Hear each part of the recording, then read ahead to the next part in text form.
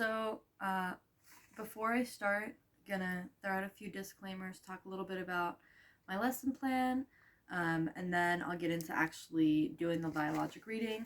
I've had a crazy week. I have had 2 injuries in 3 days, so I've been in and out of the hospital on x-rays.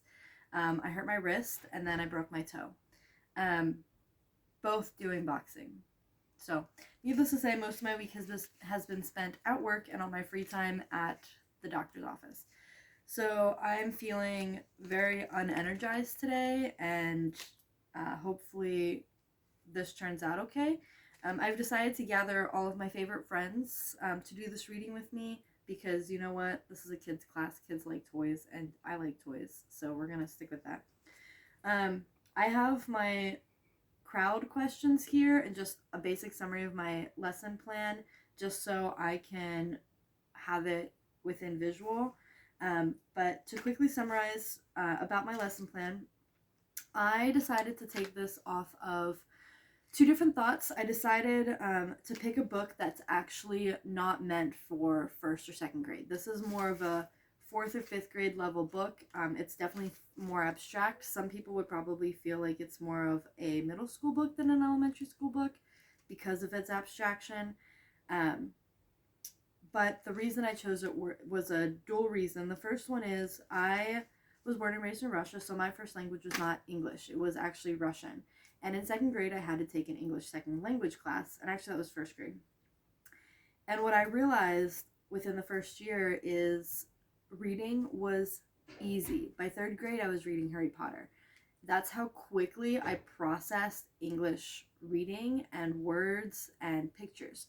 And so when I was thinking about this project, I was thinking about that kind of aspect.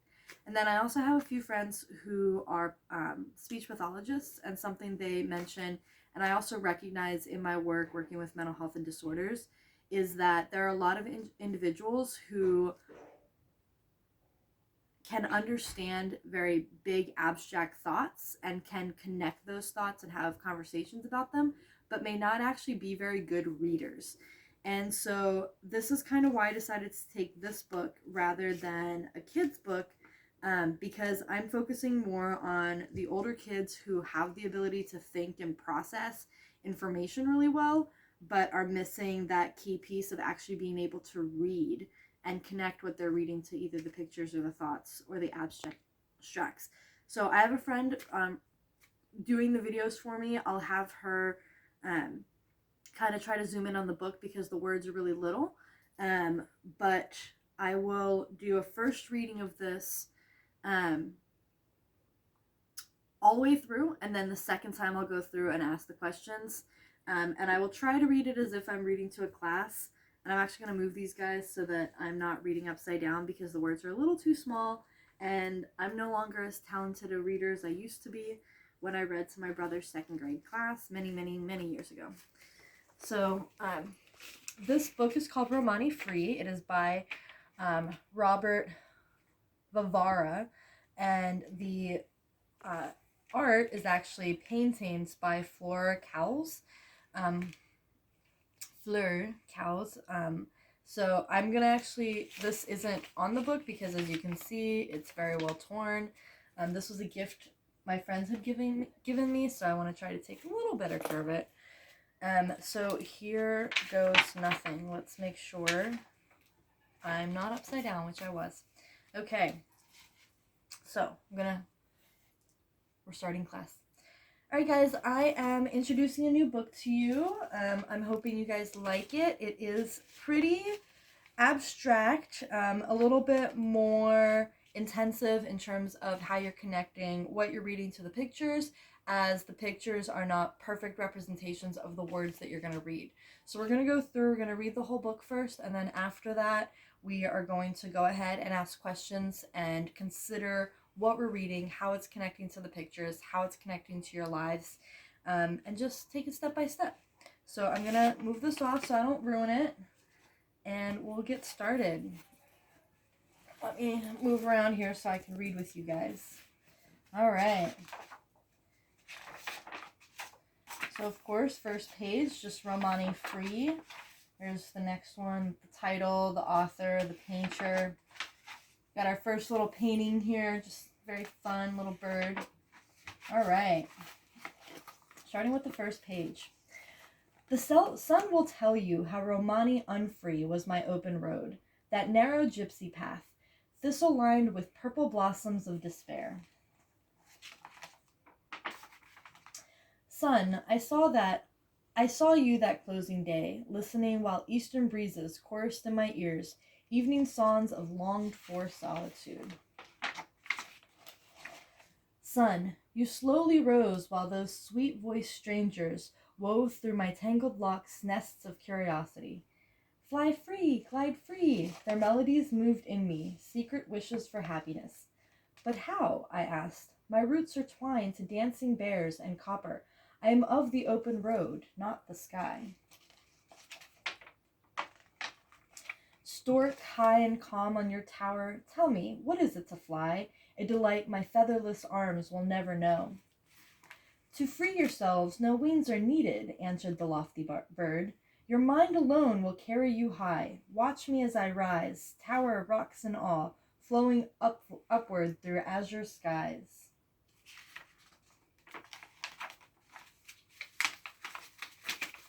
I'll get rid of my stickies. Rest your head on the grass, sang the birds from my hair. Shut your eyes, feel the tide at your feet, feel the surf at your hands, feel the foam around your brow and your breath rolling smoother than the waves upon the sand. And with each breath to the breeze, hear free, whisper free, until like the stork and his tower you're drifting unpossessed. Fragrant pollens filtered through my head. Harmony blossomed in echoes of unknown beauty, unknown beauty, unknown beauty. Parrots squawked and shrieked to break the calm. But like a patient seabird contemplating the morning sky, I remained serene. Crows and ravens of dark distraction tried to screech me back to Earth's captivity. Crew, crew, a rooster threatened my newfound peace, as did the clucking nonsense of a gaudy hen. But the only call in the echo in my ears rose from the lone jungle fowl, as free, free, he released the forest night. Wisdom came on the opinions of silent couriers. Time passed, marked by the setting sun. How deep into that still sky had freedom carried me? My breathing was faint as the beat of the owl's pollen-powdered wings. What face of new delight was mine? What thoughts sprouted and blossomed from that happy basket brow, at peace with all about me, while sunshine flowers of new existence cast out their fragrant breath. My head was as light and quick to sail as the waiting hawk, yet heavy was my being and centuries old, like the lone tusker slacking his thirst at a lone forgotten pond. Hawk so sharp-eyed, resting now from flights through snowy cumulus, and great gray tusker whose steps send dust rising golden like the infinite particles of happiness glimmering behind my eyes. Both you and I, bird and beast, joined through magic fusion into one. A day has passed, a month is gone, a year has glided by. Sunset, sunrise, they come and go as gently as the cooing of enamored doves. Awareness gliding creatures of treasured solitude returns from singing from infinity, the tides on my feet, the surfs. On the sand, the breeze is moving gentler than the happiness in my hand. The end. So as you guys can tell, this is a pretty long book, and there's a lot here. There's a lot of complicated words. There are a lot of complicated images. Not all of the images obviously connect to one another. And so this book asks you to have a bit more abstraction in how are we creating imagery with different statements, like the sun will tell you how Romani free was my open road, the narrow gypsy path, thistled lined with purple blossoms of despair.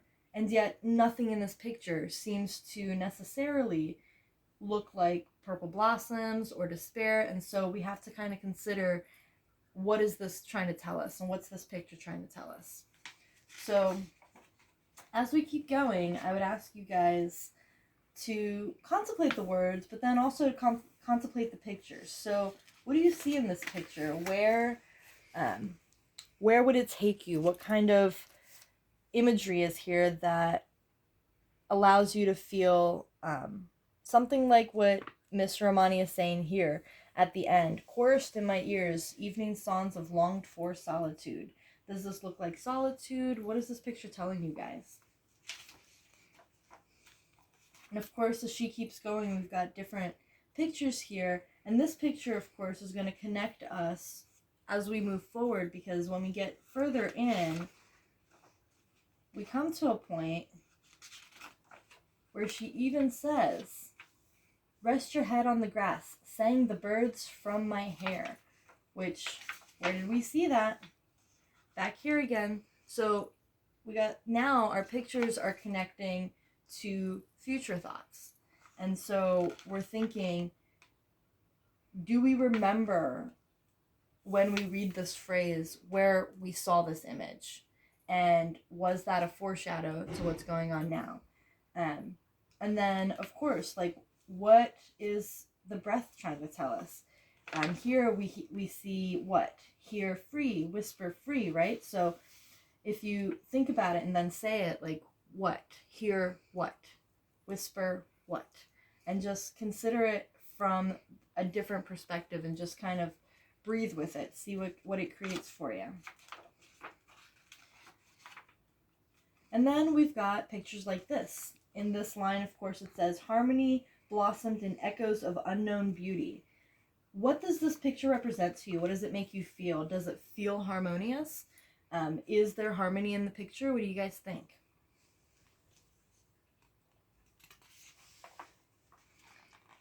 And then again, we've got these parrots. What do parrots do? Well, obviously they squawked, they squeaked, they're breaking the calm. How does it sound when a bird or a loud noise breaks the calm? Have you ever had an experience before where you feel really calm and suddenly this noise comes in and disrupts that calm? What does it sound like? Does it sound or feel like parrots squawking and streaking? These are just different thoughts as we go through this book again. And then, of course, we've got other considerations in our book too, like how many blackbirds are in this picture, and does it matter? And what can these blackbirds tell us about this line? Crows and ravens of dark distraction tried to screech me back to Earth's captivity. What does that mean, to shriek back to Earth's captivity? What is captivity? How is Earth being a place of captivity? These are thoughts we're going to start considering as we continue on through each of our readings as we go throughout the semester. And then, of course, we're back to the rooster and the hen, the gaudy hen as they described it here. And then, of course, we've got the jungle fowl is what they're describing here. Of course, if I looked at this picture, I would see butterflies and I'd see a rooster. Do you guys see a jungle fowl? Do you guys get this sense that there's a forest night here? And of course, we're back to here. Like, here she is connecting wisdom to silent couriers. Now, couriers, if you guys don't know, is another word for birds or owls. Way back when, birds used to be the carriers of messages, or our couriers. So here we've got all these couriers, as she said, but are they carrying wisdom? What do you guys think? Of course, we're going to just keep going here. We've got this big picture here too. Now, in the words, we're going to find that it's the owl's pollen-powdered wings. And does it look like the wings are pollen powdered? Do we know what pollen is? What does it mean for something to be pollen powdered? Even simpler questions like that can get us really thinking on observing and how we observe the world around us, right? Of course, we're going to keep going. We've got all these other animals suddenly coming into play. We've got tiger, we've got a leopard here, and yet in our words we don't hear or see about or read even about the butterflies, the leopards, or the tigers, right? Instead, she says here, blossomed from that happy basket brow. So here's this basket, and we've got blossoms of flowers. So how does this picture represent something that's happy? What do you guys think? Does it feel like a happy picture? Of course, then we've got this wonderful picture. All of a sudden, we went from talking about all these birds to suddenly we're talking about a lone tusker. So tuskers, of course, as you guys can tell, is a, elephant, exactly. So this is another name for an elephant, and here she is bringing this new imagery in to consider heaviness, age. What do you guys know about elephants? Do you guys know any elephants in history, in mythology? What have you heard? What stories have you heard about elephants? These are all really great things to think about when we are considering why Romany would connect an elephant to heaviness. Then, of course, as we get going, suddenly the pictures change. Now we've got different colors in these pictures, and she's connecting me to sunset and sunrise. And do these pictures feel like a change in time? Does it feel like the sun is setting or rising here? And if so, how is it making you feel as a passage of time? Does it feel long? Does it feel short? Can you sense the passage of time just looking at the pictures? And of course, we keep going. And then she ends us here saying that happiness is in her hand, right? And so this book, Romany Free, really seems to be about how Miss Romany here has gained her freedom. So what do you guys think freedom looks like? How did she describe freedom in this book? Do you guys feel freedom is the same thing? Let's talk a little bit more about that. Okay?